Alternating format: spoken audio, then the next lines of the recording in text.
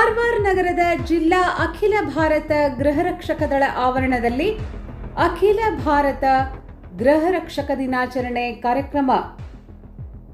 ಜಿಲ್ಲಾ ಗೃಹರಕ್ಷಕ ದಳ ಮತ್ತು ಪೌರ ರಕ್ಷಣಾ ಇಲಾಖೆಯವರಿಂದ ಅಖಿಲ ಭಾರತ ಗೃಹರಕ್ಷಕ ದಳ ದಿನಾಚರಣೆ ಕಾರವಾರ ನಗರದ ಕೋಡಿ ಭಾಗದ ಕಚೇರಿ ಆವರಣದಲ್ಲಿ ಆಚರಿಸಲಾಯಿತು. ಕಾರ್ಯಕ್ರಮವನ್ನು ಉದ್ಘಾಟಿಸಿ ಮಾತನಾಡಿದ ಜಿಲ್ಲಾ ಆರೋಗ್ಯ ಮತ್ತು ಕುಟುಂಬ ಕಲ್ಯಾಣಾಧಿಕಾರಿ ಡಾಕ್ಟರ್ ವಿ.ಬಿ. ನೀರಜ್ ಮಾತನಾಡಿ, ಜೀವ ರಕ್ಷಣೆ, ಆಸ್ತಿ ರಕ್ಷಣೆ ಹಾಗೂ ಕಾನೂನು ಸುವ್ಯವಸ್ಥೆ ಕಾಪಾಡಲು ಗೃಹರಕ್ಷಕ ದಳದವರ ಕೊಡುಗೆ ಮಹತ್ತರವಾದುದು. ನಾವೆಲ್ಲರೂ ನೆಮ್ಮದಿಯಿಂದ ಇರಲು ಗೃಹರಕ್ಷಕರು ಕೂಡ ಕಾರಣ. ಆ ನಿಟ್ಟಿನಲ್ಲಿ ಗೃಹರಕ್ಷಕ ದಳದವರ ಸೇವೆ ಮುಂದೆಯೂ ಸಹ ನಿರಂತರವಾಗಿ ನಡೆಯಲಿ ಎಂದರು.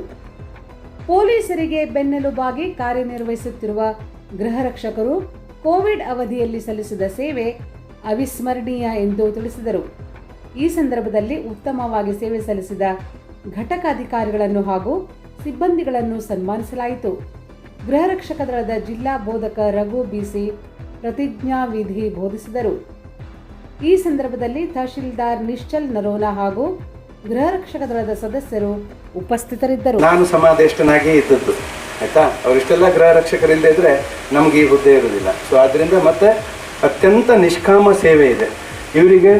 ನಿರಂತರವಾಗಿ ಹೀಗೆ ಪೊಲೀಸರಿಗೆ ಹೇಗೆ ಪಗಾರ ಬರ್ತದೋ ಹಾಗೆ ಪಗಾರ ಇಲ್ಲ ಸರ್ ಇವರಿಗೆ.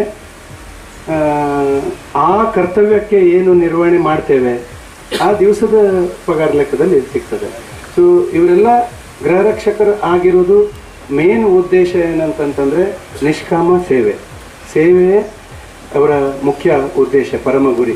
ಈ ಒಂದು ಧ್ಯೇಯೋದ್ದೇಶದೊಂದಿಗೆ ನಮ್ಮ ಇದು ಸಂಸ್ಥೆ ನಡೀತಾ ಬಂದಿದೆ.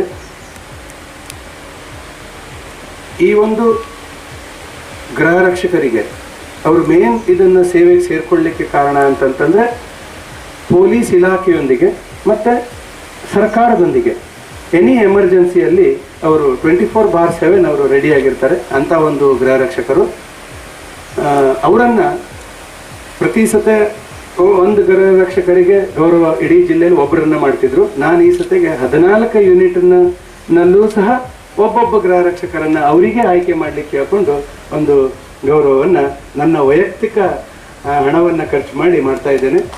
ಯಾಕಂತಂದರೆ ಅವರೆಲ್ಲರೂ ಅವ್ರದ್ದೇ ಆದಂಥ ಒಂದು ಊರಿನಲ್ಲಿ ಒಂದು ಘನತೆ ಗೌರವ ಬರಲಿ, ಮುಂದಿನ ದಿನಗಳಲ್ಲಿ ಗೃಹರಕ್ಷಕರ ಘನತೆ ಮತ್ತಿಷ್ಟು ತಲೆ ಎತ್ತಿ ನಿಲ್ಲಲಿ ಅನ್ನೋ ಒಂದು ನನ್ನ ಅದಮ್ಯವಾದ ಉದ್ದೇಶ ಇದೆ. ಓಕೆ, ಈಗ ಅತ್ಯುತ್ತಮವಾಗಿ ಇವತ್ತು ಏನು ನಮ್ಮನ್ನು ಕರೆದಿದ್ದೀರಿ ತಾವು 1946 ಡಿಸೆಂಬರ್ 6ರಂದು ಒಂದು ಗೃಹರಕ್ಷಕ ದಿನಾಚರಣೆಯನ್ನು ಮಾಡಬೇಕು ಅಂತ ಆಗಿನ ಮುಂಬೈ ಸರ್ಕಾರದಲ್ಲಿ ಏನು ತೀರ್ಮಾನ ಆಗಿ ಪೊಲೀಸ್ನವ್ರ ಥರನೇ ಸಮವಸ್ತ್ರವನ್ನು ಧರಿಸಿ ಸಾರ್ವಜನಿಕರಿಗೆ ಎಲ್ಲ ರೀತಿಯಲ್ಲಿ ಈಗ ಡಿಸಾಸ್ಟರ್ಸ್ಗಳಿರ್ಬೋದು, ಬೇರೆ ಬೇರೆ ಕಾರಣಗಳಿಗೆ ಆಕ್ಸಿಡೆಂಟ್ಸ್ಗಳಿರ್ಬೋದು, ಅಥವಾ ಈ ಮೊನ್ನೆ ಬಂದು ಇರೋಂಥ ಒಂದು ಕೋವಿಡ್ ಎಪಿಡೆಮಿಕ್ಕಲ್ಲಿ ಭಾಳಷ್ಟು ಸಂದರ್ಭಗಳಲ್ಲಿ ತಾವುಗಳು ನಮ್ಮ ಜನರ ಪ್ರಾಣವನ್ನು ರಕ್ಷಿಸ್ತಾ ಇದ್ದೀರಿ. ಜೊತೆಗೆ ಗಡಿಯನ್ನು ಕಾಯುವಂಥ ಯೋಧರ ಜೊತೆಗೂ ಸಹ ತಮ್ಮ ಸೇವೆಯನ್ನು ನೀಡಿ ನಾವೆಲ್ಲ ಇವತ್ತು ನೆಮ್ಮದಿಯಿಂದ ಇರೋದಕ್ಕೆ ತಾವು ಸಹ ಕಾರಣೀಭೂತರಾಗಿರ್ತಂತ ನಾನು ಅಂದ್ಕೋತೀನಿ. ಸೊ ಈ ಒಂದು ಸಮಯದಲ್ಲಿ ನಾನು ತಮ್ಮ ಸೇವೆಗಳ ಅತ್ಯಂತ ಪ್ರಶಂಸನೀಯವಾದದ್ದು ಹಾಗೂ ತಮ್ಮನ್ನು ನಾನು ಅಭಿನಂದಿಸಲೇಬೇಕು. ತಮ್ಮ ಒಂದು ಈ ಸೇವೆ ನಿರಂತರವಾಗಿ ಇದೇ ರೀತಿ ಮುಂದುವರಿಯಲಿ, ನಿಮ್ಮ ಸಹಕಾರ ಇದೇ ರೀತಿಯಲ್ಲಿ ಅಂತ ನಾನು ಆಶಿಸ್ತಾ ಇವತ್ತಿನ ಈ ಒಂದು 2023ನೇ ಸಾಲಿನ ಗೃಹರಕ್ಷಕ ದಿನಾಚರಣೆಯ ನಿಮಿತ್ತ ನಾನು ಉತ್ತರ ಕನ್ನಡ ಜಿಲ್ಲೆಯಲ್ಲಿ 14 ಯೂನಿಟ್ ಇದ್ದಾವೆ, ವಿಭಾಗಗಳಿದ್ದಾವೆ. ಆ 14 ಯೂನಿಟ್ನಿಂದ ಒಬ್ಬೊಬ್ಬರನ್ನು ಗೃಹರಕ್ಷಕರನ್ನು ಉತ್ತಮ ಗೃಹರಕ್ಷಕರು ಅಂಥೇಳಿ ಒಂದು ಈ ಸತೆಗೆ ಒಂದು ಅವಾರ್ಡನ್ನು ಕೊಟ್ಟು ಸನ್ಮಾನ ಮಾಡುವ ಒಂದು ಹೊಸತನದ ಒಂದು ಕಾರ್ಯಕ್ರಮವನ್ನು ಹಮ್ಮಿಕೊಂಡಿದ್ದೇವೆ. 14 ಜನ ಆ ಘಟಕದಿಂದ ಆ ತಾಲೂಕಿನಿಂದ ಹೆಸರನ್ನು ಕೊಟ್ಟಿದ್ದಾರೆ, ಅವರನ್ನು ಸನ್ಮಾನ ಮಾಡ್ತೇವೆ. ಮತ್ತು ನಾನು ಭೇಟಿ ನೀಡಿದಂತಹ ಘಟಕದಲ್ಲಿ ಅತ್ಯುತ್ತಮವಾಗಿ ಯಾವುದು ಕೆಲಸ ಮಾಡ್ತಾ ಇದೆ ಅಂತ ಘಟಕಕ್ಕೆ ಅತ್ಯುತ್ತಮ ಘಟಕ ಪ್ರಶಸ್ತಿಯನ್ನು ನೀಡ್ತಾ ಇದ್ದೇನೆ.